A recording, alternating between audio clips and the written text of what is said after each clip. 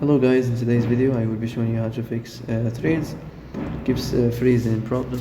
So the answer is easy, just go to the settings and then scroll down to the apps section, then go to the search and search threads, and then go to the storage. Here you will find this clear cache option, click on it.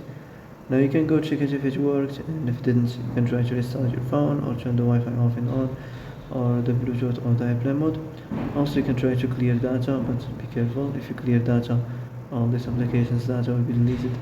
This includes all files, the settings, the accounts, the databases, etc. So be careful if you want to clear your data.